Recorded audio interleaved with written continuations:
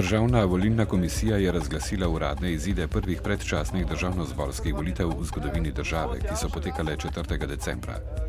V državni zbor so se uvrstile stranke Pozitivna Slovenija, ki jo bo zastopalo 28 poslancev, SDS s 26 poslanci, SD s 10, Lista Virant z 8, Desus in SLS po 6 ter NSI s 4 poslanci. Vse druge stranke parlamentarnega praga niso presegle. Poročilo so izročili predsedniku republike Danilu Türku, ki je že napovedal, da bo ustanovna seja novega sklica državnega zbora 21. decembra. Danes naj bi srbski Nektar poravnal kupnino za ajdovski fruktal. Uradne potrditve sicer še ni, pričakujejo jo popoldne. Pivovarna Laško in družba Nektar sta pogodbo o prodaji fruktala podpisali že poleti, danes ali najpozneje v ponedeljek pa bo kupec iz Bačke Palanke nakazal kupnino. Za 93,73 odstotni delež fruktala bo družinsko podjetje Nektar odštelo 35,3 milijona evrov. Prevzelo pa bo tudi dolgove fruktala v višini dobrih 13 milijonov evrov. Pivovarna Laško se bo tako s prodajo pri bankah razdolžila za približno 48 milijonov evrov.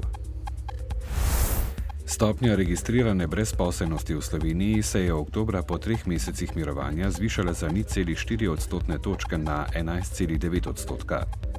Statistiki so rast pričakovali, saj se običajno vsako leto v tem mesecu na Zavodu za zaposlovanje prijavijo iskalci prve zaposlitve, ki so končali izobraževanje.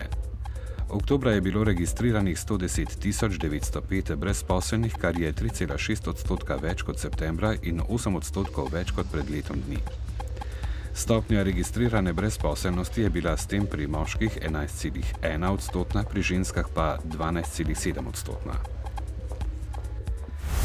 Na Krvavcu danes načrtujejo začetek letošnje smučarske sezone. Kljub pomanjkanju naravnega snega so uspeli za smučarje pripraviti progi 1 in 6, ki sta vezani na 4-sedežnico Tiha dolina.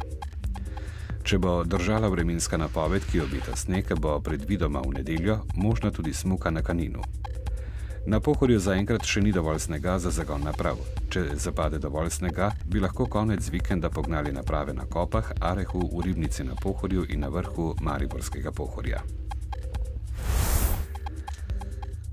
Po letu 2009 bo Rogla konec tedna znova gostila najboljše smučarske tekače na svetu, ki se bodo v soboto in nedeljo potegovali za točke svetovnega pokala. Prizadevni organizatorji kljub neugodnim vremenskim razmeram niso vrgli puške v koruzo in so s pomočjo okoliških kmetov pripravili nekoliko spremenjene proge.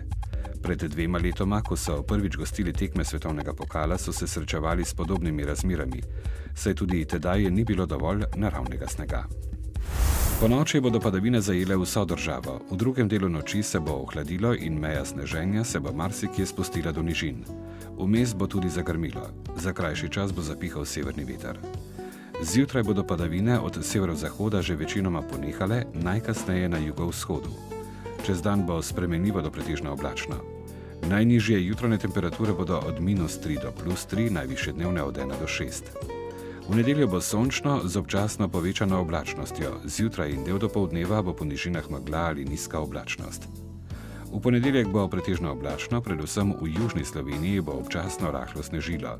Jutra bodo hladna.